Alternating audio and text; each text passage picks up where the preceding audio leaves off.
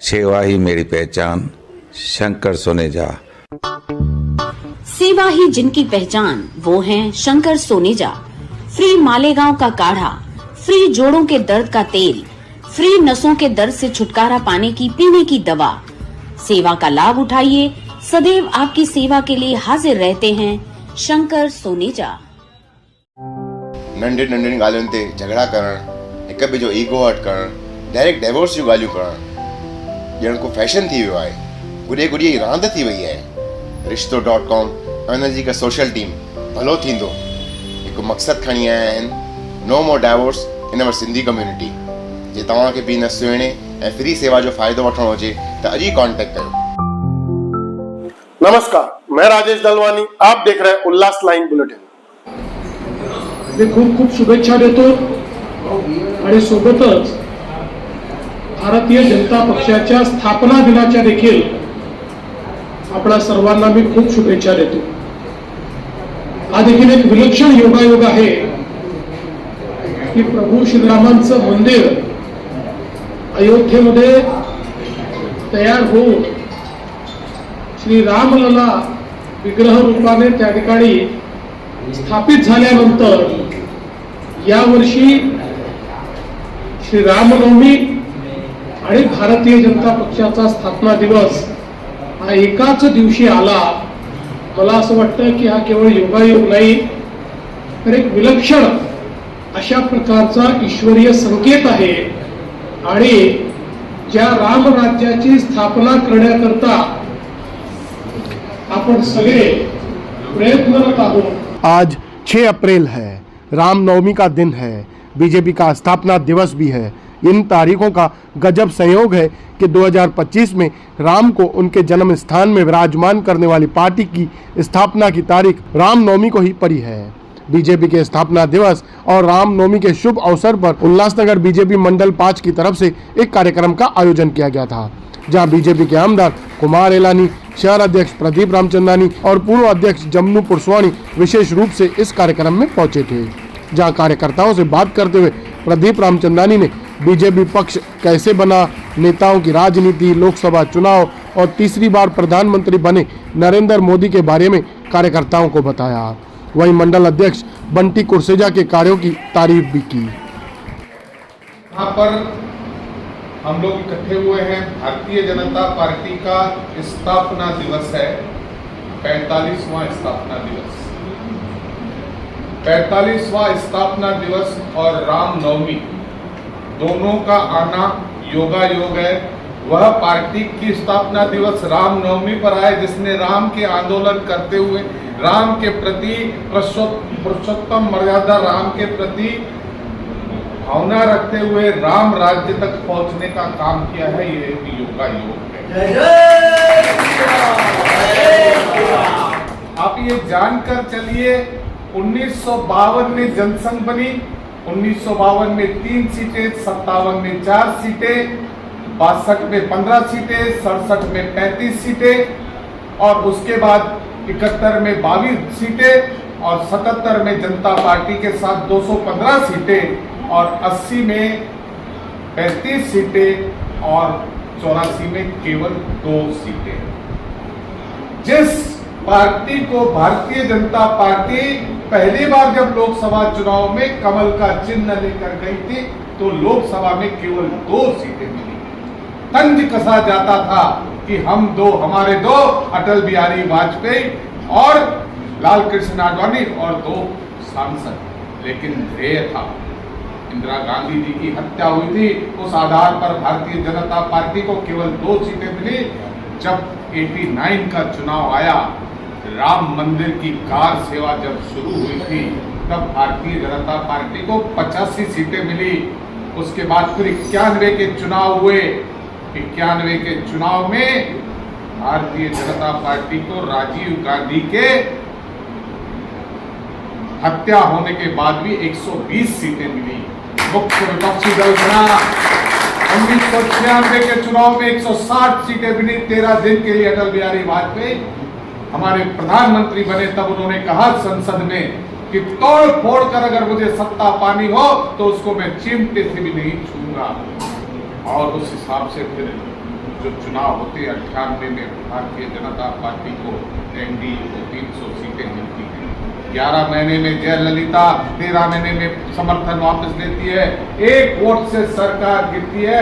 ये केवल भारतीय जनता पार्टी जो सुसंस्कृतिक पार्टी है, आदर्शों और मूल्यों पे चलती है, उस वजह से 1 वोट की सरकार गिरी।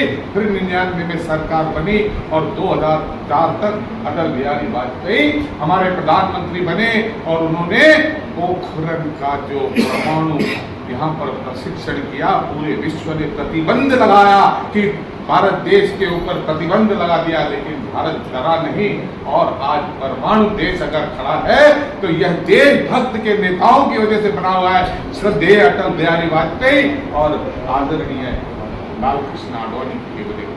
आज उसके बाद फिर से 1984 के बाद 99 के बाद फिर हमारे जहां पर 2004 में हमें केवल 138 सीटें मिलती हैं, फिर 2009 में 116 सीटें मिलती हैं। लेकिन 2014 जिस तरह से भ्रष्टाचार चरम पे था कांग्रेस का, तो पहली बार भारत की जनता ने एक निर्णायक बहुमत दिया, 282 सीटें मिली। 2019 में 303 सीटें मिली, 2024 में 240 सीटें मिली। जब 240 सीटें मिली तो हमारा मन दुख रहा था, लेकिन तब भी जनता ने निर्णायक बहुमत दिया और तीसरी बार देश के प्रधानमंत्री नरेंद्र मोदी बने। आज नरेंद्र मोदी जी के नेतृत्व में देश कितना सुरक्षित है। कहाँ आतंकवाद, कहीं बेंगलोर में बम, कहीं दिल्ली में बम, पूरे देश में बम होते थे, मुंबई में बम फटता था। आपने 11 साल में कभी कोई बम फूटते हुए देखा?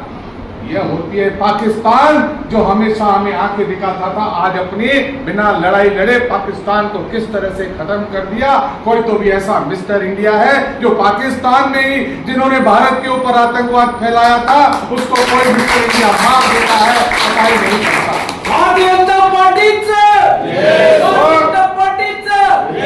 देवेंद्र फडणवीस और बीच में मैं केवल आपके बीच में हूं, जैसे देवेंद्र जी बात करेंगे मैं अपनी बात को विराम दूंगा। यह ध्यान में रखना कि आज भारतीय जनता अपने वाली पार्टी है, एक युवा हमने बंटी कुर्सीजा को दिया है संधि, और इसके ऊपर जिम्मेवारी ये 5 नंबर के मंडल को मजबूत करना। कई लोग आए, कई लोगों ने इसका विरोध किया, लेकिन ये प्रदीप रामचंद्रानी बिल्कुल नहीं डगमगाया, पूरी तरह से चट्टान की तरह से इसके पीछे खड़ा रहा।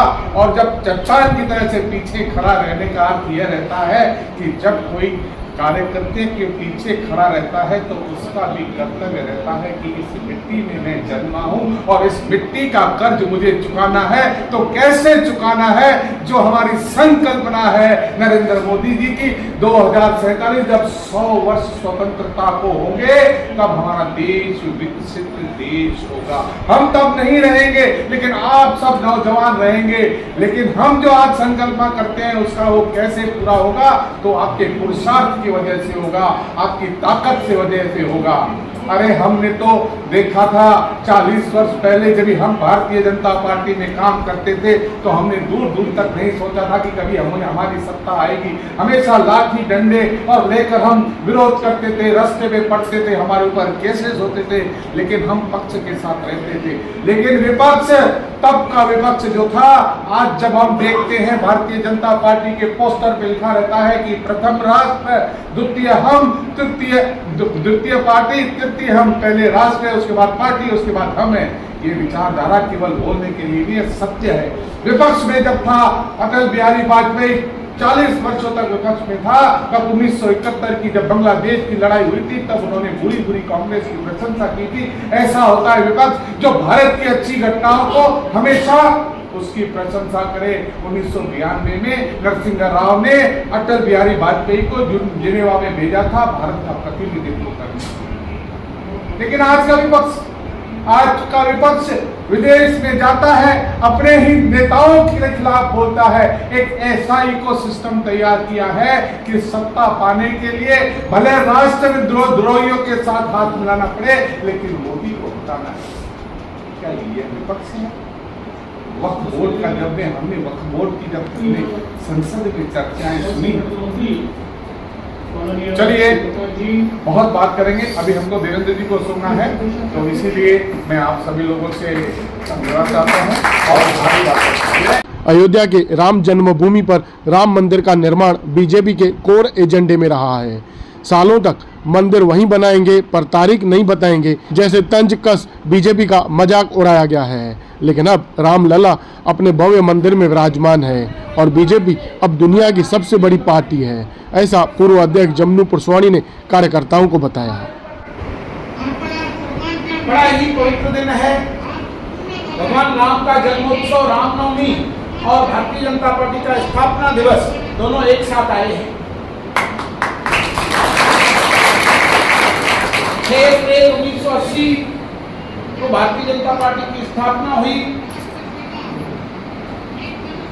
आप सब ने भारतीय जनता पार्टी का इतिहास पढ़ा होगा और जो हमारे क्लास चलते हैं उन साल में 2 साल में एक बार प्रशिक्षण शिविर रखते हैं जिसमें हम हमारा विचार परिवार, हमारी स्थापना, किस प्रकार भारतीय जनता पार्टी जनसंघ से जनता पार्टी और जनता पार्टी से भारतीय जनता पार्टी बड़ी बनी, कैसे हम धीरे धीरे एक बच्चा जब जन्म लेता है धीरे धीरे बढ़ता है, इस प्रकार कैसे यह पार्टी शून्य से शिखर तक पहुंची। और आज और एक खुशखबरी है कि महाराष्ट्र के अंदर 1,50,00,000 भारतीय जनता पार्टी के सदस्य बन चुके हैं। आज भारतीय जनता पार्टी विश्व की सबसे बड़ी पार्टी बनी है। जब डॉक्टर श्यामा प्रसाद मुखर्जी जी ने जनसंघ की स्थापना की थी, या यूं कहा जाए कि सभी अलग अलग दलों को जोड़कर जब 1977 में 1978 में जब जनता पार्टी का गठन हुआ था और हमने सरकार बनाई थी, या 1980 में जब 6 अप्रैल को भारतीय जनता पार्टी का गठन हुआ, तब किसी ने भी यह नहीं सोचा था कि यह एक छोटा सा दल आज विश्व का सबसे बड़ा संगठन बन जाएगा। हम कई वर्षों से पार्टी का कार्य कर रहे हैं। करीब करीब जब से भाजपा की स्थापना हुई है, हम भारतीय जनता पार्टी के कार्यकर्ता बन करके 15-16 साल की उम्र से हमने काम किया है। हम लोग महाराष्ट्र के अंदर या मध्य प्रदेश, गुजरात या कहीं भी जब घूमते थे गाड़ियों पे, तो 200 किलोमीटर, 300 किलोमीटर, 400 किलोमीटर में कभी हमें भारतीय जनता पार्टी का ध्वज नहीं दिखाई देता था और हमें बहुत चिंता होती थी। और अगर गलती से कहीं नजर आ गया तो इतनी प्रसन्नता होती थी कि मेरा भारतीय जनता पार्टी का ध्वज यहाँ पर कमल के फूल का झंडा लगा हुआ है, बहुत खुशी होती थी। लेकिन आज हर घर पर कमल का फूल, भाजपा का ध्वज लहरा रहा है। 1,50,00,000 हमारे प्राथमिक सदस्य महाराष्ट्र में बन चुके हैं। उल्लासनगर के अंदर देखिए, जब सदस्यता अभियान शुरू हुआ तो पूरे महाराष्ट्र में उल्लासनगर जिला सदस्यता अभियान में पहले क्रमांक पर आया। और जो हमारा सदस्यता, प्राथमिक सदस्यता का प्रमुख था लकी नाथानी, उसे हमारे मुख्यमंत्री देवेंद्र फडणवीस जी ने सभागृह के अंदर उसका सत्कार किया। ये भारतीय जनता पार्टी है। भारतीय जनता पार्टी ही अकेली ऐसी पार्टी है जिसमें एक छोटे से छोटा कार्यकर्ता सबसे बड़े पद तक पहुंच सकता है। आप देख रहे हैं नरेंद्र मोदी जी एक छोटे कार्यकर्ता से शुरुआत करके तीसरी बार भारत के पंत प्रधान बने और 2014 में पूर्ण बहुमत की सरकार हमारी आई और हमने जो बातें कही हैं उन सबको हम पूरा करते जा रहे हैं। वहीं आज के कार्यक्रम को लेकर मंडल 5 के अध्यक्ष बंटी गुरसेजा ने भी क्या कहा, आइए वह भी जानते हैं। जय झूलेलाल, जय महाराष्ट्र, जय सिंधुनगर। आज बड़े ही योगायोग की बात है, रामनवमी का दिन, और हमारे बीजेपी सरकार, देश की नंबर 1 सरकार भारतीय जनता पार्टी, मुझे बड़ा गर्व है, मैं आज उस पार्टी का सदस्य हूँ। और 45वां स्थापना दिवस भी आज है और हमारी रामनवमी भी आज है। इस शुभ दिवस पे हमारे 5 नंबर के मंडल के पूरे सबने मिलके आज यहाँ पर एक कार्यक्रम रखा। देवेंद्र सर जी की यहाँ पर सभा स्क्रीन चलाई गई, वहां पर कुमार एलानी सर आए, प्रदीप रामचंदानी आए, जमनू पुरसवानी आए, सबने सहयोग किया हमारे साथ, यहाँ पर रुके। जय जय श्री राम, जय श्री राम। ब्यूरो रिपोर्ट महेश रोकड़े, उल्लास लाइन बुलेटिन, उल्लास लाइन बुलेटिन को सब्सक्राइब करें, बेल आइकॉन दबाएं और देखिए उल्लास लाइन बुलेटिन की न्यूज़ सबसे पहले आपके मोबाइल पर।